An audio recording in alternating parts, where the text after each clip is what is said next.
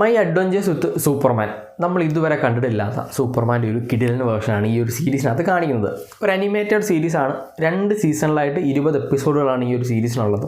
ഇതിൻ്റെ finale episode July 21 release ചെയ്യുന്നത്. അപ്പം സീരീസ് തീരുന്നതിന് മുമ്പ് റിവ്യൂ ആണ്, കാരണം അത്രയും നല്ലൊരു സീരീസ് ആയതുകൊണ്ടാണ്. നമ്മൾ യൂഷ്വലി കണ്ടിട്ടുള്ള സിനിമകളിലും സീരീസുകളിലും എല്ലാം സൂപ്പർമാൻ്റെ ഒരു അഡൾട്ട് വേർഷനാണ് കാണിച്ചിട്ടുള്ളത്. അതേപോലെ തന്നെ ലൂയിസിന് മാത്രമേ അറിയുള്ളൂ ക്ലാർക്കാണ് സൂപ്പർമാൻ എന്നുള്ളത്. വേറെ ആർക്കും, ഫാമിലി വൈസ് വേറെ ആർക്കും അറിയില്ല എന്നാണ് നമ്മൾ കണ്ടിട്ടുള്ളത്.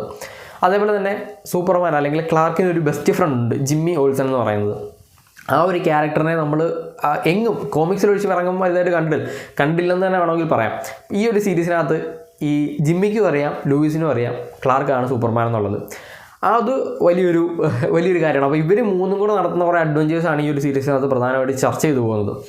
അതേപോലെ തന്നെ ഒരു ടീനേജാണ് കാണിക്കുന്നത്. ഞാൻ പറഞ്ഞപ്പം നമ്മൾ കണ്ടിട്ടുള്ള ലൂയിസ് ലൈൻ ഡെയിലി പ്ലാനറ്റിലെ വലിയൊരു ഫേമസ് റിപ്പോർട്ടറാണ്. പക്ഷേ ഇതിനകത്തൊരു ഇന്ത്യൻ, അതായത് ക്ലാർക്കും ജിമ്മിയും വരുന്നു ഇന്ത്യനായിട്ട്. ഇവരെക്കാൾ മുന്നേ വന്നൊരു ഇന്ത്യനാണ്. കുറച്ച് അഡ്വഞ്ചേഴ്സ് ഇഷ്ടപ്പെടുന്ന അല്ലെങ്കിൽ ഒരു വലിയൊരു റിപ്പോർട്ടർ ആകണമെന്ന് ആഗ്രഹമുള്ള ഒരു പക്ക നമ്മുടെ ഒറിജിനൽ ലൂയിസ് ലൈനെ പോലെ തന്നെയുള്ള ഒരു ലൂയിസ് ലൈൻ, പക്ഷേ കുറച്ച് ടീനേജ് ക്യാരക്ടറാണ്.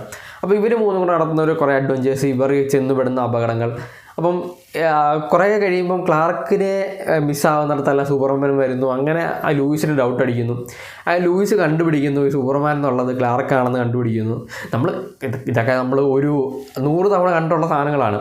പക്ഷേ ഇതിനകത്ത് ജിമ്മി എന്ന് പറയുന്ന ക്യാരക്ടറിന് ഓൾറെഡി അറിയാം ക്ലാർക്കാണ് സൂപ്പർമാൻ എന്നുള്ളത്. കാരണം ഇവർ രണ്ടും റൂംമേറ്റ്സ് ആയിരുന്നു കോളേജിലൊക്കെ. പക്ഷേ ഇത് ജിമ്മി ചോദിച്ചിട്ടുമില്ല, ജിമ്മിയോട് സൂപ്പർമാൻ പറഞ്ഞിട്ടുമില്ല. പക്ഷേ ഒരു സമയമാകുമ്പം ഇവരെല്ലാം അങ്ങോട്ടും ഇങ്ങോട്ടും എക്സ്പോസ് ചെയ്യുന്നു. അങ്ങനെ ഇവർ മൂന്നും കൂടെ നടത്തുന്ന പിന്നെ സൂപ്പർമാന് വേണ്ടിയുള്ള അഡ്വഞ്ചേഴ്സ്, ഇവർ അതിനിടയ്ക്ക് റിസ്കുകളിലും അപകടങ്ങളിലും ഒക്കെ ചെന്നുപെടുന്നതും. പിന്നെ നമ്മൾ യൂഷ്വലി കണ്ടിട്ടുള്ള സിനിമകളിലൊക്കെ ക്രിപ്റ്റോൻ അല്ലെങ്കിൽ ആ ഒരു സ്പേസ് ഷിപ്പിൽ ചെല്ലുന്ന സമയത്ത് സൂപ്പർമാൻ എല്ലാം പെട്ടെന്ന് ഗ്രാസ്പ് ചെയ്തെടുക്കുന്നു അല്ലെങ്കിൽ മനസ്സിലാക്കുന്നത് എന്തിനാണ് വന്നതെന്നൊക്കെ ഉള്ളത്. പക്ഷേ ഇതിനകത്ത് ഒരു സമയമാകുമ്പം സൂപ്പർമാൻ തന്നെ വിചാരിക്കുകയാണ് ഒരു ഈവിൾ ക്യാരക്ടറാണ് അല്ലെങ്കിൽ എർത്ത് ഇൻവേഡ് ചെയ്യാനായിട്ട് ഇത് വന്നതാണ് എന്നൊക്കെയുള്ള സാധനങ്ങൾ വരുന്നു.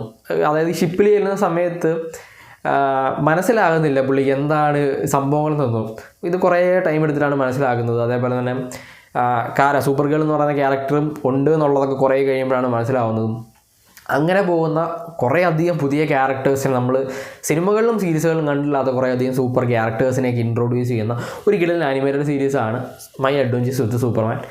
ഇത് നിങ്ങൾക്ക് ആമസോൺ പ്രൈമിൽ പോയി കഴിഞ്ഞാൽ കാണാനായിട്ട് പറ്റും. ആമസോൺ പ്രൈമാണ് ഇതിൻ്റെ ഒഫീഷ്യൽ സ്ട്രീമിംഗ് പാർട്ട്നർ എന്ന് പറയുന്നത്.